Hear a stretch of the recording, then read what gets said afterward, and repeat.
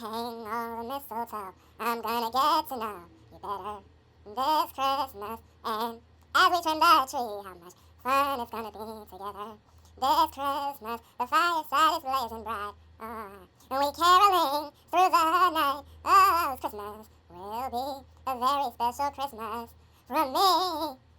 Happy holidays and assalamu alaikum, brothers and sisters. Michael Jaden X here, and today will be another movie review, but a two-on-one special this time. I'll be reviewing This Christmas and Almost Christmas. First, This Christmas. It came out in 2007, came out the same year I was born.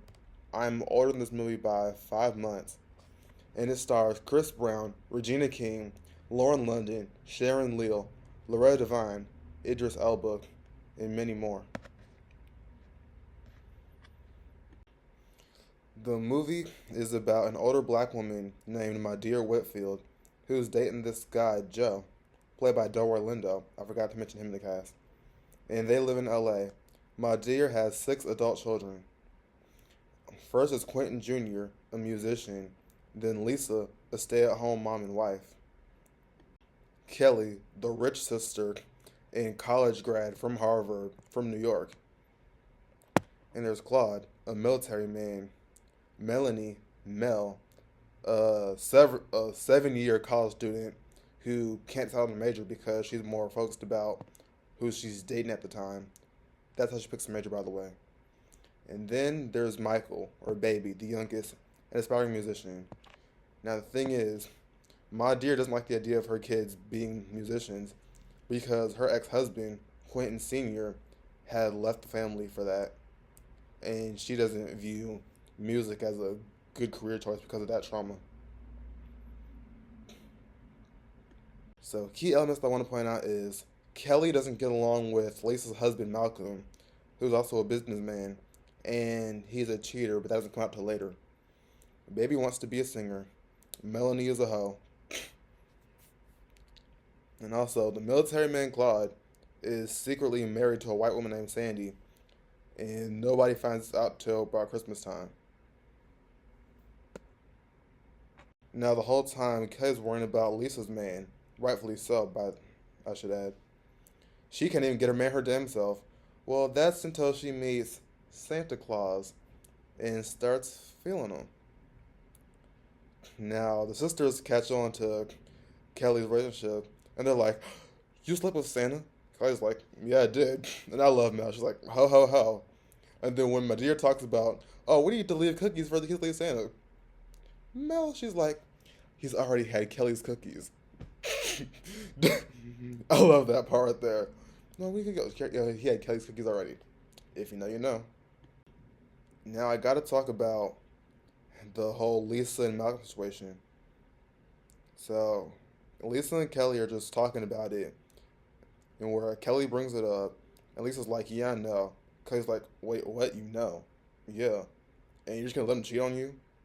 Because she just doesn't think she has anything. Lisa just kind of scared to leave Malcolm because she doesn't think she can make without him because Kelly went to college. She's successful. She got money like that. Lisa didn't go to school like after high school. She just stayed home, learned life skills, and got married and had kids. She doesn't have all the fancy degrees that Kelly does.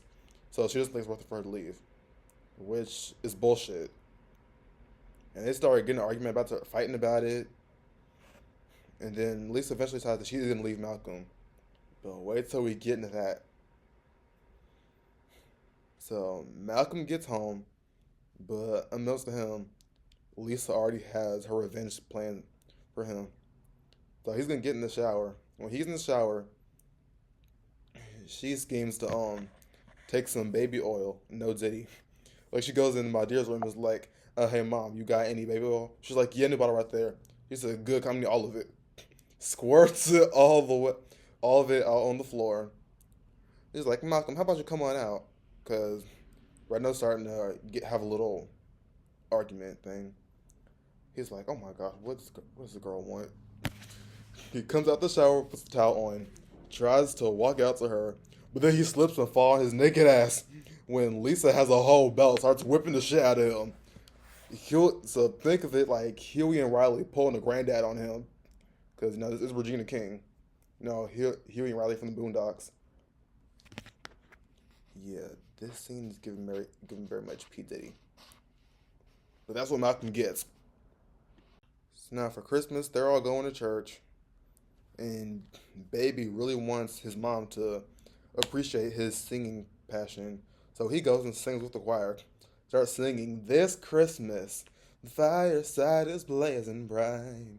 We caroling through the night. And this Christmas will be a very special Christmas from me. And hearing her son sing, she's happy about it. She supports him. And also, Claude and his wife Sandy are reuniting because he came, Sandy's part of the family. They're all happy. They have their Christmas dinner. They take their picture. And then end it with a good old Soul Train line. And that was my rundown of this Christmas. And next up, we gotta talk about its ripoff, Almost Christmas. You want to meet Grandma? Well, here she is. Lonnie, what the hell is going on? Shut up! I'm his wife, you dumb bitch. Who you calling dumb bitch? You dumb bitch, young bitch, bitch, dead bitch, you got a dumb bitch. Why you think my bitch is a smart bitch? Y'all, if y'all thought this Christmas was a whole roller coaster of a Christmas movie, then you haven't seen Almost Christmas. And now, I do consider it a ripoff, but it's still good in its own right, so I'm not hating. I like both movies.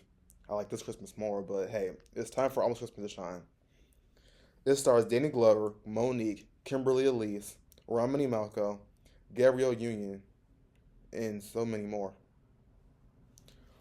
Now, it's about an older man named Walter Myers who has his first Christmas since his wife died, and he has four kids: Cheryl, Christian, Rachel, and Evan.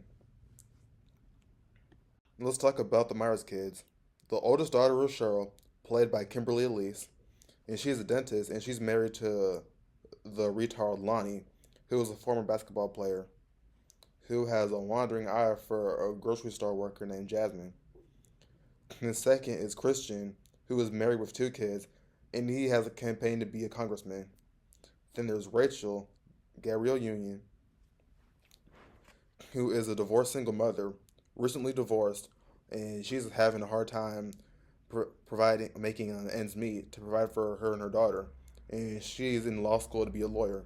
And then there's Evan, a football player with a shoulder injury, and he's taken his mother's death the hardest. And then here goes like the mother's messy sister, messy ass Monique. So Walter and Aunt May, aka Monique, are trying to put together this Christmas dinner because the first Christmas dinner without Grace, the mother. They invite all the kids and their families. And, and Walter drops the bomb when he wants to sell the family house, in which all the kids are against it because that's the house they grew up in and they don't want to lose it. And I can understand that. Being like that's your childhood home, your mother passed away, you don't want to lose the house, but your dad's not hearing of it. Now the thing is, the sisters, Cheryl and Rachel, do not get along because Cheryl is so well accomplished and egotistical and sassy and snobby. And Rachel is more, just not doing as well and often puts herself in bad situations. So when the nosy Rachel starts finding out that Lonnie's cheating on Cheryl with this grocery store worker, Jasmine, she invites Jasmine over to dinner to expose them. And Cheryl has no idea about this. At the same time, they're trying to find out how to make their mom's recipe, their mom's pie recipe, because they can't find the exact ingredients for it. So they have to kind of guess, and it takes forever to get it right. Move for the Christmas dinner. So Cheryl and Rachel end up working things out, so they're cool now. And then Rachel immediately regrets inviting Jasmine, but it's too late to uninvite her, as she just shows right on up. And I'll tell you, not Rachel, but Jasmine. Jasmine is so fucking retarded. She can't read the room. She can't pick up social cues. She's just gladly exposing herself and Lonnie, giving themselves away. And not even realizing it. Lonnie realizing it. He's about to get exposed for cheating. And Cheryl and everybody, especially Cheryl, they're starting to pick up on it, and they're realizing it. And the whole time, so the lie that Lonnie apparently told Jasmine is that Cheryl is his grandmother instead of his wife, and that his grandma Cheryl is really sick. He's supposed to be taking care of her for the holidays. And she's like, "Oh yeah, I love a man like that. His grandmother was like, he's gonna take care of her for the holidays." And he's and Cheryl, she's looking like, hmm? I mean, she's keeping her composure for now. For now, I say, because she's picking up on him. Jasmine can't read the room, but Cheryl definitely can. And like, oh, where's Grandma Cheryl? I'd love to be Grandma. And they're all talking about, no, you don't want to be Grandma Cheryl. It is Jasmine, who can't pick up social cues, can't read the writing on the wall. And Cheryl's like, you know what? I'll get Grandma. And then Aunt May and they're talking about, oh no, do not, do not get Grandma. Aunt May's asking you, do not bring Grandma Cheryl, because every time Grandma comes out, something different starts to happen. It won't need to press nobody with Grandma. So then the first time Cheryl crashed on somebody, as they're all immediately scared when Cheryl threatens to get Grandma. At this point, Lonnie knows he's in hot water. So he's like, Christian, can you go in the kitchen and help me make something? No, I'm good. Oh, Auntie May, you want to help me make some kimchi balls? Hey, Lonnie, can't help you. And Jasmine finally starts picking up something and is like, baby, did I say something wrong? No shit, Sherlock. Lonnie's like, you said a lot of things wrong. The outcome Cheryl, she's like, you want to meet Grandma? Well, here she is. And this is when they finally have to break Jasmine that this is his wife, you dumb bitch. And then Cheryl, she pulls the rifle on Lonnie, chases him out the house, and is begging her not to shoot him. They're like, no, Cheryl, please. You're not going to shoot me for all these people. Bang! Fires right at him. Or so we think. He's like, oh no, just shoot me. Aunt May's like, Lonnie, she's the best shot in the family. If she wanted to shoot your ass, she would have. Remember, yeah, I keep thinking about how Cheryl was played by Kimberly Elise. You know, she was TT and set it off in Helen and Diary of a Mad Black Woman. And, you know, the same way TT smoked Luther and set it off, and how Helen let Charles have that, forgot the hospital. Yeah, Kimberly Elise is not going to be messed with. And like this Christmas, by the end of the movie, they all come together, and then Cheryl and Rachel get to just start talking on a more professional level. And they start talking about how they're sisters and they admire each other, and how Cheryl just knew Lonnie was never going to be shit. So she's like, hey sis, when you get your law degree, could you help me with my divorce? Bet. So that was my brief rundown reviews of This Christmas and Almost Christmas. I really like both. I would go back to watch them every year. But This Christmas will always have a special place in my heart. And that was my review. If you liked the video, make sure you like and subscribe, and hit the post notifications so you can always be notified when I post a new video. See you next video. Merry Christmas.